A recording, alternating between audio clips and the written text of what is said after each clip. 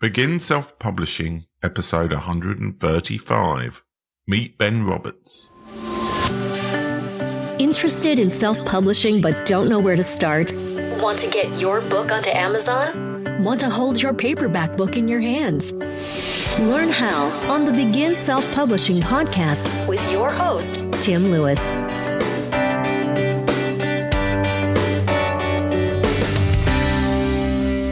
So continuing my new show format, I've got another person we're going to track in their self-publishing journey, and I'll try as much as possible to help him along his way. Now, Ben is actually quite considerably further along his self-publishing journey than Jen, in as much as he's already run a crowdfunding campaign for the book. Now, Ben is quite an accomplished, young, almost wonder kid marketer, and he runs the Marketing Buzzwords Podcast, where he talks about common buzzwords that people use in marketing and what exactly they mean. Sometimes he's interviewing people, sometimes he's doing solo shows.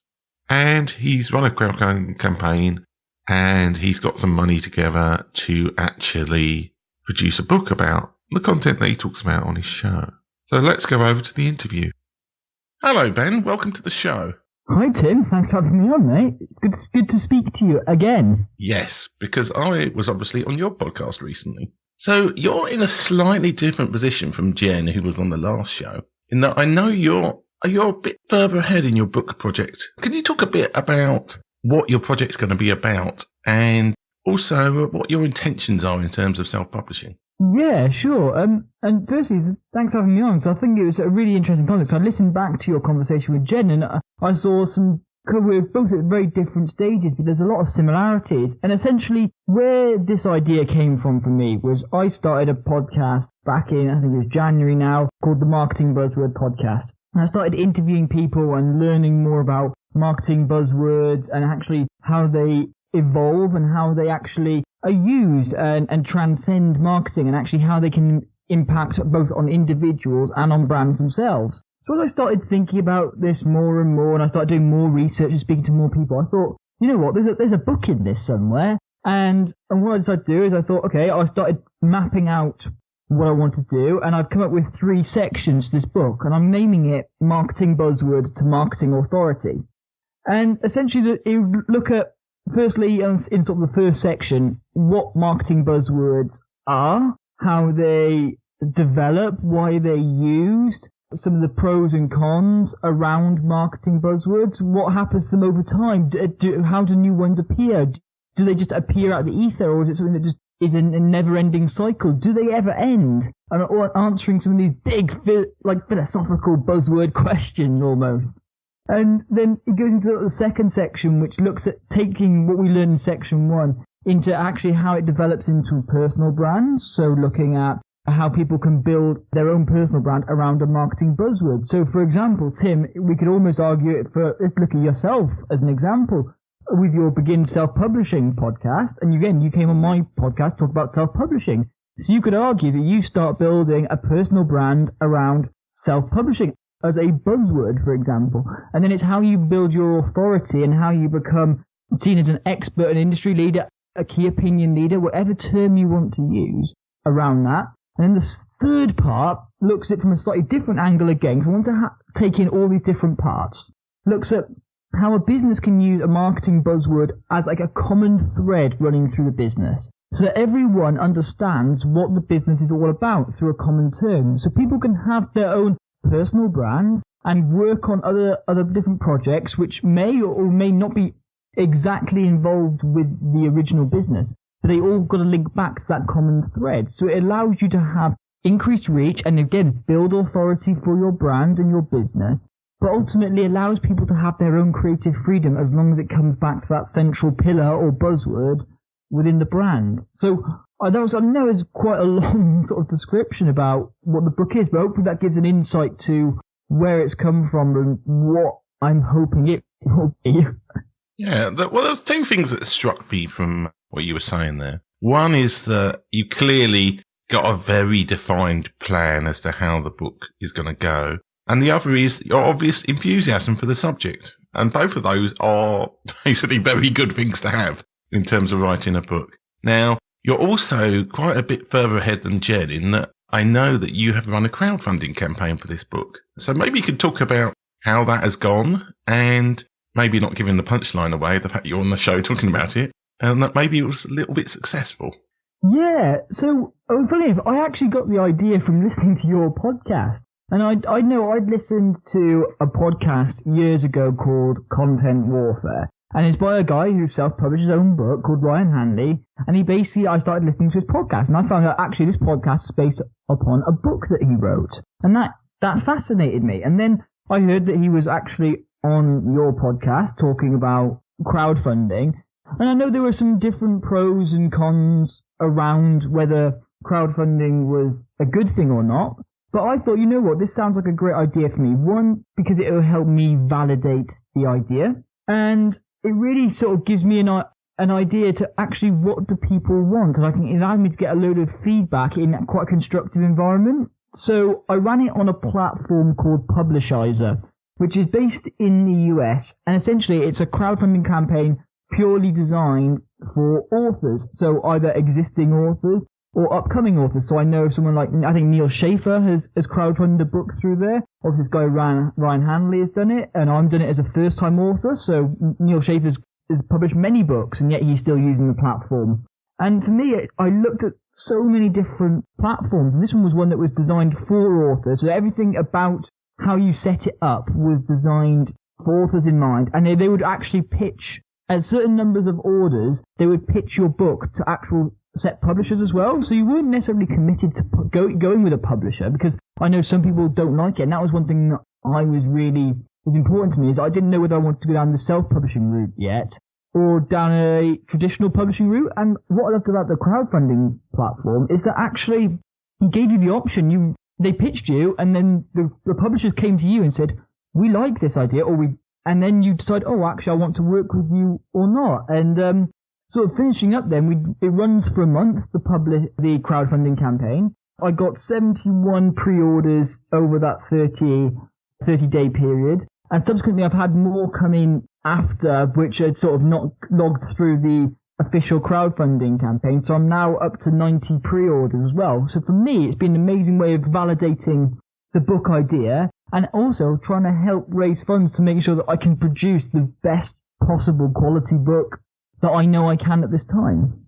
Okay. So was there kind of, I mean, I don't know, I know about crowdfunding platforms in general, but with that particular one, did you need to hit a certain number of revenue in terms of sales for it to be successful? Or was it just basically whatever the figure was at the end was what you'll get?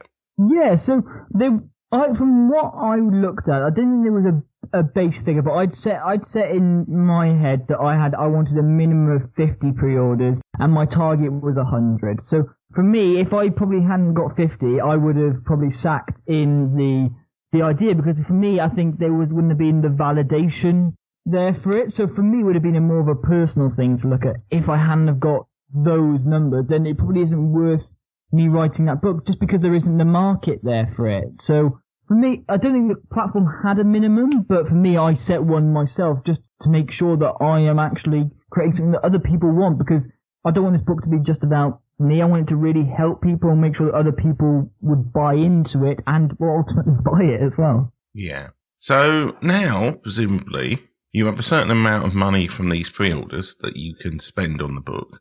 And where are you in terms of writing the book? Have you just got this plan, or have you got a more detailed plan, or have you written the book already? Where are you in terms of the book production process? Yeah, so I've got a big mind map. So I'm using this platform called Coggle. Have you heard of it? Vaguely, yes. It sounds familiar. Yeah. It's basically a free mind mapping tool, and it's really good. And basically, I've just set up a massive mind map on there, and it sort of sets out all my sections, and any ideas I get, I put into there. So it gives me everything sort of stored in one place that allows my brain to visualize what I want from the book.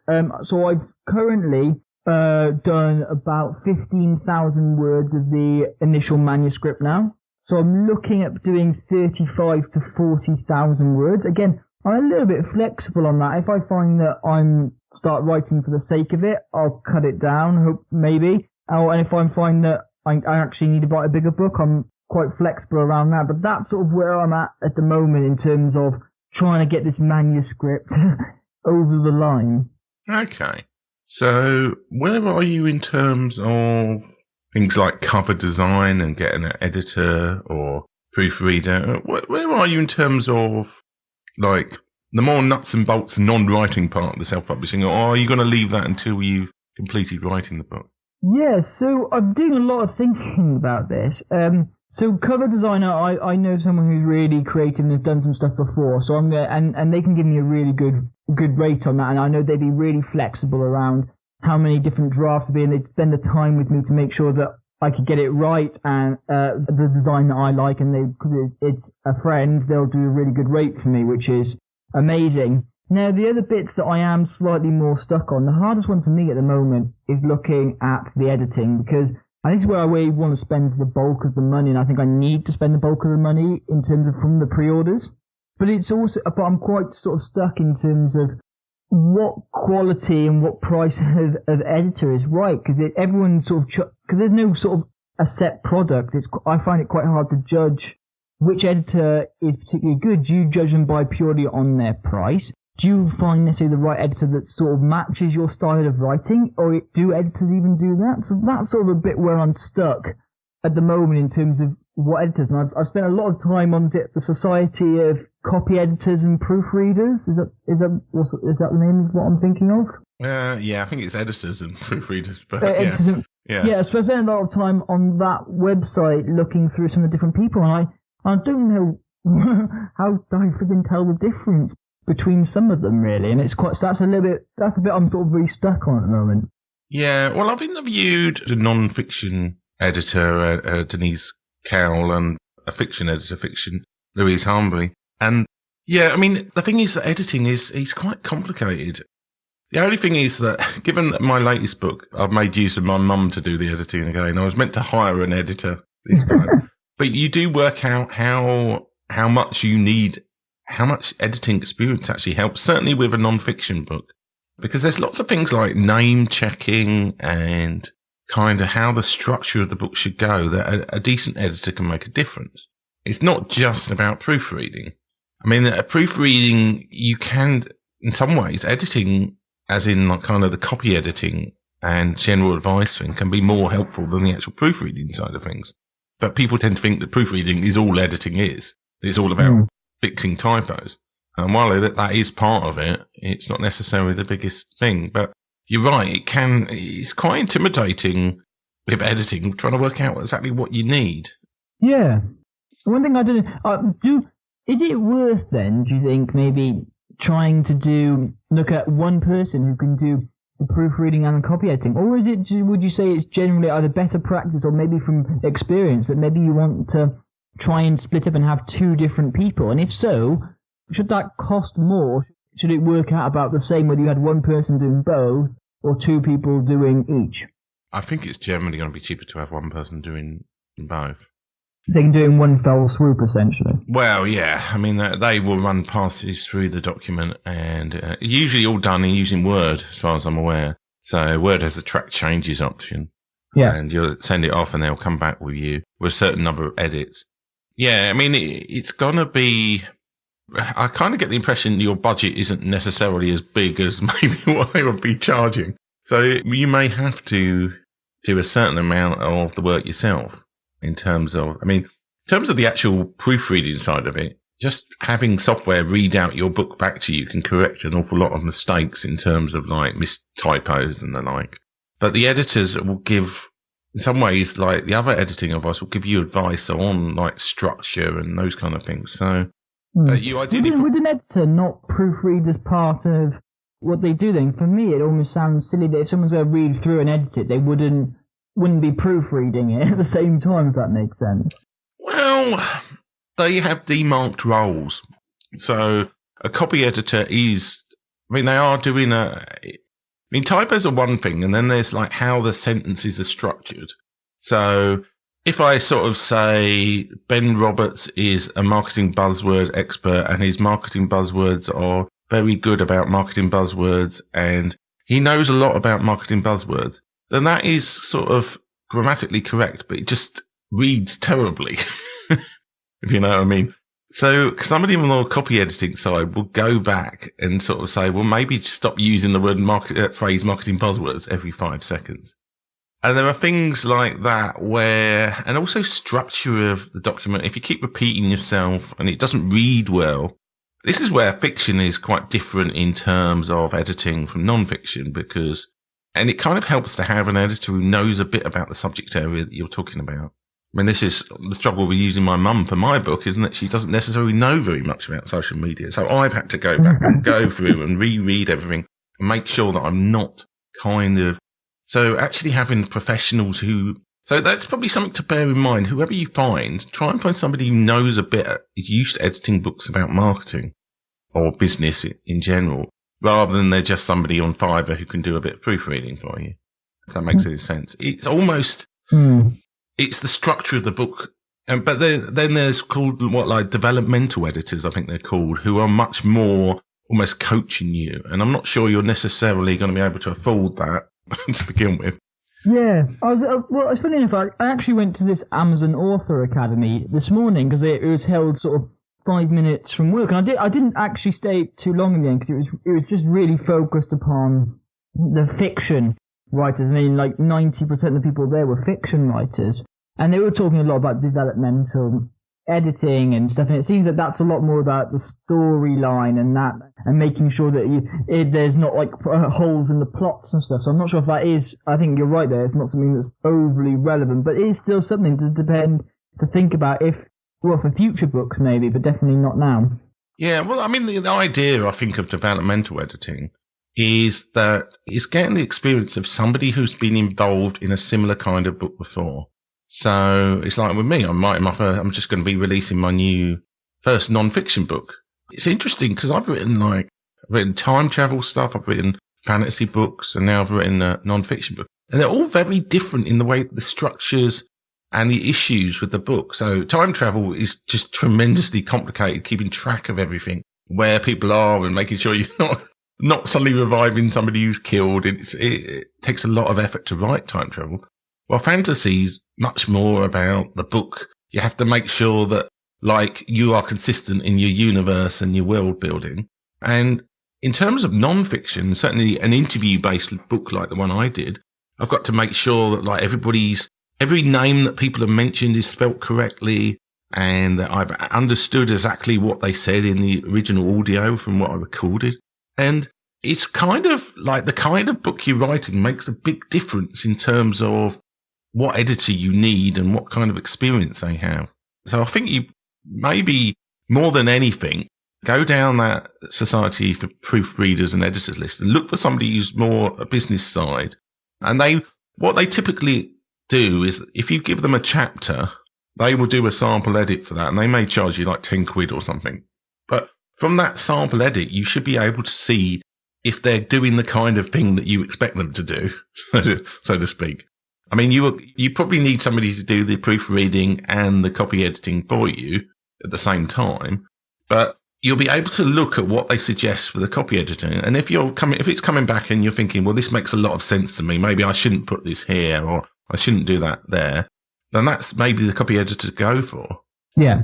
But if it's basically they come back and they're correcting all sorts of, because you can have, and I've met people who've had, it's probably more the case on the fiction side, but you can have people who have opinionated editors who really will overcorrect the author so that because they're trying to make it almost their book. It's not, I mean, to be fair, I think most editors who are like this don't last very long in the trade, but you can get people who over edit stuff, or it's my way or the highway. So it's important that you give a sample and you see that it's basically you fit with them in terms of what suggestions you make. It should be that the suggestions they make are things that you think, I hadn't thought of that, or that makes sense. I'm glad he spotted it, or she spotted it. Yeah, no, I mean, that makes a lot of sense. I think you can learn quite a lot then from the sample copies, and maybe that's something that definitely need to take a look at. It's not something I'd sort of thought about before. Again, that's one of these where it's great to have this conversation where you can learn these little bits and these little little tips and tricks to make sure that you get on the right editor. Because I guess the editing, as I said earlier, from my research and who I spoke to, is arguably probably one of the most important parts, because without a good edit, then actually ultimately your book can fall short, no matter how good your cover design is, your interior editing, whatever. Is that content is the most important thing. Well, I'm going to be a little bit cynical here. You accuse me of being cynical on your podcast. In some ways, the editing doesn't matter as much as people think for initial sales of the book. But, well, not for initial sales, but I mean for the longevity of it. Over things. I mean, in terms of initial sales, it's pretty much going to be as quick word of mouth, and then over time, then depending on how good the editing is, whether it stands up to the test of time. Yeah. I think I'm reading a book at the moment called The Perennial Seller. Yeah. Have you read that one before? Heard of it? You asked me the same question on your show. No, I haven't. Oh, I did, didn't I? Yeah. And I was talking about that, and it's, the idea of it actually being a piece of work that lasts over time. Yeah. Honestly, I'm talking about this book all the time because I'm really enjoying it. So. Yeah. But I mean, you made the point that I was going to make, in that actually people generally buy books not knowing what the editing's like. The editing, though, will affect, what people think in terms of reviews of the book, and reviews do matter for books. They don't matter so much as podcasts, but they do matter for books. And also for people buying your next book. And also the fundamental point is, like, if people need to understand the point that you're trying to make in your book. And if it's kind of the language you've used, people don't understand, or there's errors that people then stop reading your book. So that's where editing counts. It's not so much for being able, I think in terms of sales, the cover design matters a lot more than editing. But in terms of longevity and the reputation of the book, then I think editing does matter a lot. Well, especially, I guess, in the book I'm talking about building authority and credibility, and if the editing isn't there, ultimately that is, people are going to ask me to either come speak at conferences, do workshops, have meetings with me, work my business, because ultimately the content is correct and everything about it is there. They're not going to hire you to a conference because you've got a really pretty cover design that actually someone else created. Yeah. I mean, I've always spent decent money on cover design. Though I've always slightly cheated in that, even with my new book. Well, for my fantasy books, I commissioned, I found somebody on 99 Designs, which is like a sort of cover design bidding competition thing where different designers bid. And then I used them for the fantasy books. But for the time travel books, and also for my new book, there's a very kind of prestigious designer called Demonza, but they're too expensive really for what I would like to pay for a custom design. But they do what are called pre-made covers. So I was basically, for months, I was scanning their list, and then I saw this one with this chess piece on it. I thought, I'm nabbing that. So I bought this. Yeah, I bought it before, actually. Even I was I got around to actually finishing committing to doing the book. So that's one option. You can find people to do. But from the sounds of it, you've already got somebody who is a designer who you know. Yeah. And that is good, because even though sometimes getting a pre-made cover can be good, it's just a lot of the time you just can't find something that's even remotely appropriate to your book. And certainly something like your book, where it's probably going to have bees on it and buzzing and marketing, that's going to require a custom design, I suspect, anyway. Yeah, definitely. And so I spoke to her a few times. She came back with me with some ideas. I basically I sent her basically what I used on the crowdfunding campaign, where it explains and outlines the book. I sent her that, and she came back with some really interesting designs based upon that, and I was absolutely hooked on some of those that she did without any sort of real interference from me. And for me, it was actually kind of nice to see that actually the way I'd written it down in the crowdfunding campaign, someone was able to understand what I'd written and create something that was close to my vision. So for me, hopefully that helped for me to understand, oh, look, this does make sense, because someone has got the idea that I had in my head of what I want them to get from the book, and they've gone and done it without me asking. So now when we go to actually sort of create it fully, we're already reasonably close, which is always an amazing place to be in. I'm not hunting around, because I know you're never 100% satisfied, but I feel really confident that I'm going to be really happy with how it looks. Okay. So, as you listen to Jen's interview, you'll know that I asked her to commit to a date for finishing the book. I'm not sure. I mean, I'm sure you probably got some kind of idea in your head as to when you want to finish this book. So maybe we should talk about that. Oh, Tim, I knew you'd get to this point eventually. I was trying to delay the inevitable.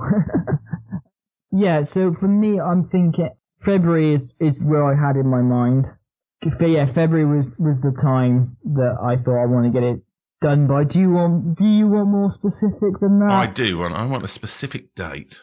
A specific? Oh, Tim, I'm going to have to bring up the calendar in front of me now and just make sure that I'm not going to be committing to it on a day that I hate. There isn't the 29th next year. Well, I was going to commit to that one. I can't. Sorry, I'm talking. So you do February. We'll do February 29th, 2021. No. I reckon after a nice weekend, let's go for 18th of February. Oh, that's a very exciting date. Do you know why it's an exciting date? Is it your birthday? It is my birthday. Is it actually? Yeah. Oh, flipping heck, there we are. That is a birthday present for you then. Yeah. Now, I suppose to be my due diligence, are you confident that you can make that date? I mean, when do you reckon you will have finished the manuscript? So, yeah, I want to finish the manuscript. Just day to day. I want to finish it about just over a month's time. Okay, so kind of end of October time? So middle of October, that was the dream. Okay. And then you'll need to get the editing done, but that gives you sort of either October, November, December. Yeah, it's probably reasonable. And then you've got sort of January and February to think up. And you could actually do something sensible, unlike me, and actually come up with like a marketing plan for your book. That was good. Definitely on my list. Seeing as I work in marketing, I feel like it would be poor form of me not to do it. Yeah. Okay. So I've now you're going to give me a birthday present next year. I can go and order your book on. And is that? I didn't actually ask this question to Jen because I'm not sure she necessarily knew what I was talking about. But is that just the ebook, or is that going to be the paperback as well? Oh, I don't know, Tim. You pushed me into committing to an exact day. I think if I at least get the ebook out, yeah, on that day, I think I want to make sure that the quality is really where I want it to be in terms of the print one. So I think if I commit to the ebook on that day, I think the paperback will follow not far after. Yeah, well, I mean, that's what I'm going to be doing with my book. The reason why is that any mistakes in the ebook version, you can get the KDP will send out when you send a new version. It will send it out to people. The Kindle devices already bought it, and they can accept the update. Well, with a paperback, it's there. Any mistakes in it are going to be there. Like, so if you've got a week or two where the ebook's out there and people could read it and then come back and say, I didn't know your name was Ban Rabbits, or something like that, then that is one advantage to releasing the ebook first. And the ebooks are where the money is in terms of sales, potentially. So that's the other important reason for doing an ebook first, I believe. Yeah, no, that's definitely interesting. It's not what angle I thought of before, because I know it's through KDP. So it's what I actually learned this morning. Actually, you can do your print and your ebook pretty much at the same time. So as long as it doesn't matter if one follows the other, but you can do them both at the same time, which is quite cool. Yeah, I mean, that's a new innovation in CreateSpace, who Amazon owned, and now being rolled into the KDP interface. I don't think you could even do new CreateSpace books anymore. I think they moved them all over to KDP. I need to check that it's still available. Yes. It's still available. So the head of Amazon Kindle was speaking this morning. Yeah. And essentially he said, so they're not doing anything on CreateSpace now. They basically said they're moving everything away. So at the moment, people have the option of moving all their stuff over to KDP, and they haven't set a final deadline yet for the closing of CreateSpace, but it is coming up, so you do want to think about moving everything over, so they won't be accepting any more on CreateSpace. I mean, the one thing, and I think this is still the case, I'll need to check, is that you can do pre-orders with an ebook, and you can't do them with a paperback book. So, like my book, which is actually quite useful for my social media networking book, because I'm not sure the print version is not going to be ready, but the ebook version will be ready for the 17th when I'm releasing it. So, is that because of formatting and stuff? Yeah. Yeah. I could risk it. I may be able to get it done. But for the pre-order, you have to have it done like 4 days beforehand anyway. So I was kind of like, in 3 days' time, I've got to have and I've just getting back the last bios from people, like a few sentences about them, so I can paste it in. And then I'm just hoping I've not made any mistakes. And I mean, formatting the ebook is easier, in my opinion, than a paperback book. It's not with the right software. It's not hard to do a paperback book, but that's why I'm just glad I'm doing the ebook version to begin with. Yeah, definitely. I think it definitely sounds like a sensible and a seasoned approach to self-publishing, which I haven't quite yet got. Yeah. Anyway, in Jen's interview, I asked her in the next thing to come up with any questions, but I kind of get the feeling that you've probably got a list of questions already. So are there any you haven't covered? I know you've talked about the editing side of things, but you got any other questions that are currently troubling you in this great book writing process? Yeah, I've asked a couple during, which is sort of cut down my list significantly. However, there is one that probably is grating on me. Not grating on me, but is getting me thinking at the moment. Is how do I best manage writing time versus everything else that I do? So how do you so obviously I think I work better in the mornings, but I get into work at like 7 o'clock in the morning. So is it worth me trying to get up at 5 o'clock in the mornings and try and smash through writing a book, or how should I try and do things a bit differently? I'm a bit sort of stuck in terms of where I dedicate time. Should I do a set time every day, or should I just try and stick it in however and wherever I can? And it's trying to balance that. How much time and when do I commit the time to make sure that I can write and actually write in a way that's actually productive as well, and not just like I'm either too knackered or I'm thinking about other things. Well, there are all sorts of schools of thought as to how you do writing. I'm very much a proponent of trying to write as much of it as possible in a shortish period of time. But clearly you're not really going to be able to take a month off work to write your book. So that's not necessarily... What I would say from my own personal experience of writing is that what I would try is try particular time periods. So try like getting up at 5 o'clock and writing and see just how much you produce then. So how many words you get out at that time. And then maybe try in the evening. Well, probably try in the evening first, so that if you find out you're really productive in the evening, you don't have to get up at 5. And it's really a very personal thing, because people's productivity, and a lot of it's to do with diet and habit and the rest of it and just your mindset. You need to look at how much and the quality of what you produce in terms of you write as to what time of day to write. So it may be the case that I wouldn't go through the just try and write at any time you can approach. I think you're right to try and find a set time of day or set time of week to try and write the book. And then you just have that as a ritual almost. Yeah. Because if you say, oh, well, I'll try and do it whenever I've got time, you never have time. If something else will come up, it could be because you won't have booked out. You need to almost book out the time to write. This is what I'm finding at the moment is, so I got a load of other things going on and other things come up, and I think I need to just block out a time where every other bit, the emails go off, the phone goes away, and it's trying to just focus. Yeah, I mean, there are all sorts of things like, have you heard of the Pomodoro technique for time management? Well, the idea with this, it's called Pomodoro because Pomodoro is a type of tomato. And really that has nothing to do with the technique.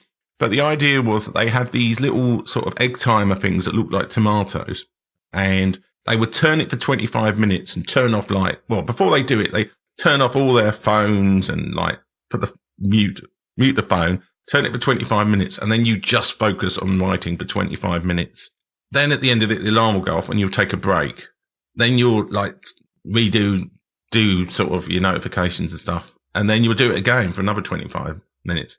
So the idea is to have these bursts of, and it doesn't really have to be 25 minutes. The idea was that you have enough energy to do a 25-minute sprint for doing your writing. I've found that useful in the past.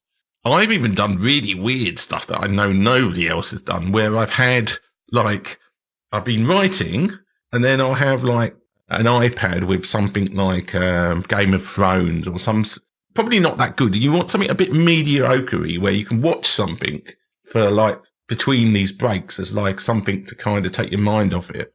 And then you go back onto your writing thing.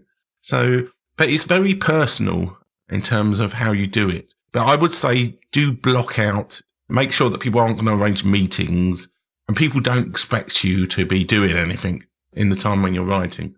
Because there's really, I mean, most emails and telephone calls can wait at least 25 minutes. Yeah, as long as you're not an emergency responder, I think that's pretty much the case, isn't it? Yeah, you're not doing that you're not sort of like Cardiff's ambulance man on the side or anything.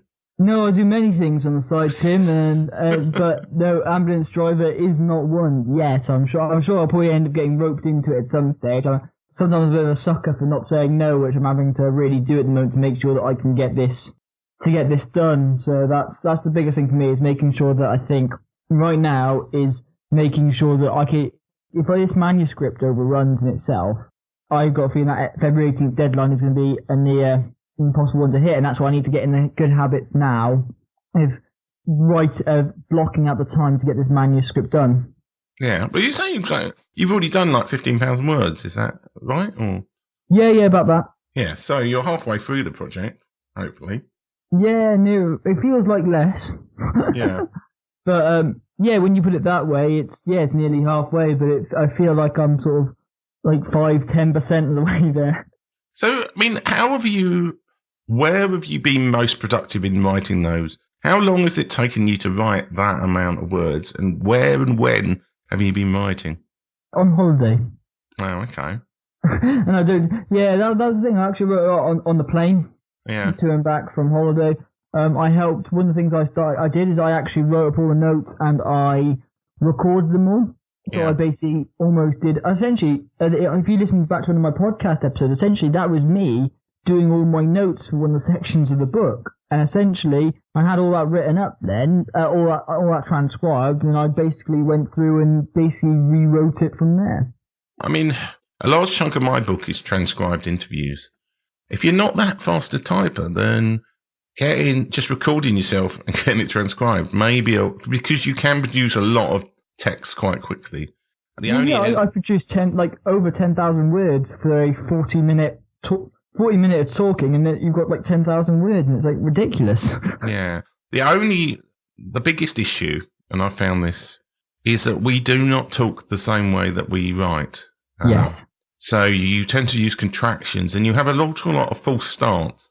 So I may start talking about how I really like marketing buzzwords. Oh yeah, did I mention about how I like marketing buzzwords? And it doesn't sound so bad when you hear it, but when you read like full starts and other things, it makes the editing process a bit harder. I mean, it's not possible. This is why I had to rewrite it, because I thought about the idea of having it all transcribed. I was like, I can get so many words, and I started reading through it, and I went, this is all right, but it doesn't read right. I'm sure it sounds right, but it just doesn't quite read in the way that it didn't lend itself to reading as half as well, so I had to go back in and rewrite it. Yeah, I mean that is that's the issue. I mean, I was trying to do my book as an audio book first and keep it all like faithful to the original audio, but it just doesn't read well. So I've had to kind of edit the interviews to keep the gist of what people were saying, but also get rid of a lot of what you call audioisms of false starts and like contractions and other bits and pieces. So yeah, but I mean, in terms of producing material, it's not necessarily a bad place to start though, because it does give you something to then edit into something a bit more palatable. Yeah, definitely. That's what I'm finding as well. So it's always nice to have that validation, even if it's not something new, it's something that's, that someone else had that same problem themselves. Yeah.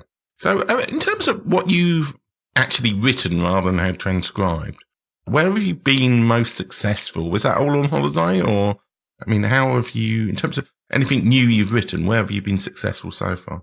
At home, at the very desk that I'm sat at the moment, that's probably been the most one I've just sort of blocked out and tried to have sort of turned all other tech. I called it Amish hour, where I just try to turn up as much technology as possible and just focus upon thing. And the idea, I got the idea of Amish hour from basically where I try to turn up all technology and just try and read a book. Yeah. And so I'm trying to employ that philosophy a little bit more with writing.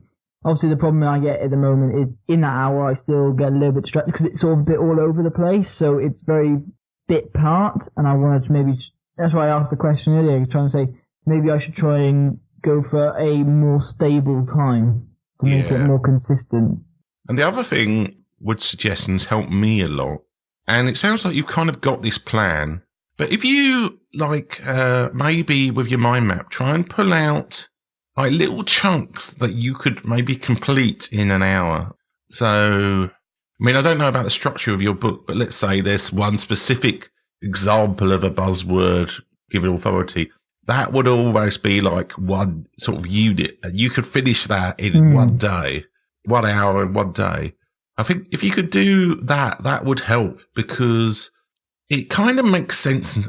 It makes things a lot easier if you're not splitting work and units across multiple days. This is why I kind of suggest people to write as fast as possible based on the plan, because you're always going to have the joy where you've started something. If you have one chapter and it's a bit kind of a huge chapter and it's going to take you 10 days to write that chapter, and there are going to be kind of bits where you forget about things and you have to spend the first 10 minutes going back to read the bit you read before to see where you were, and you might have forgotten a bit, and it's kind of, but if you could break it down into smallish enough chunks that you could do an hour at a time, I think that could work quite well. I think that's a good idea because, the way the mind map is set out, I could do that way really easily. Actually, again, it's like breaking down a goal, isn't it, into bite-sized goals. So you can, another thing you can just tick off that list. Anything you can tick off that list, even if it's small, it feels like a bit more of an achievement. So I think that's a route that I'll go down because I'll try and be quite conscious of writing everything almost in order. But I actually, because it doesn't necessarily have to be written in order, but it can still flow. Yeah, I mean, it's just having little bits you can write. I mean, it also makes you feel like you're achieving something. Because if you feel like, chapter 1's half done, chapter 2's half done, chapter 3's half done, that's kind of not as great as like, I've done unit 1 of chapter 1, and unit 2 of chapter 3, and unit whatever. That may make more sense. No, definitely an interesting way of thinking about it. Thanks, Tim. This is providing so much use for me already. Yeah. So, were there any non-writing related questions that you've had, or is that something that you're kind of going to wait for later? Yeah, I think that's something I'm going to wait for later. I think this is the bit that was pressing for me at the moment to make sure that I actually had that date, make sure I'm committed to writing it and that I give myself the best possible opportunity to be able to write it, and then I'll try and cover everything else as and when we see it. I think that's the way I've been picturing it in my head anyway. So, it sounds like we've covered everything from the introductory point of view. What I will do is I'll have you back on the show in a month or two, probably 2 months, and we'll see how you've got on, and hopefully you would finish your first draft and be in the editing process by then. That is absolutely the dream, and this is great as well because this is keeping me in check as well. This whole podcast itself. Yeah, and I'm actually learning kind of how to give better advice. It's absolutely brilliant. I mean, for me as well, being able to learn off anyone who's done something before is invaluable. Really, there is stuff that you can't learn off reading someone's blog post sometimes, and I learn so much more from having conversations and. I've learned that through my podcast as well, which is why I absolutely love doing this sort of thing. Yeah. Well, it was great to have you on the show today, Ben, and I'll speak to you in a month or so. Oh, Tim, the pleasure is all mine. Thank you very much, and I'll speak to you soon. Thanks for listening. If you enjoyed today's show, please stop by iTunes and rate and leave a review. This helps make the show more visible. For free resources, show notes, and other helpful content, join the community at beginselfpublishing.com.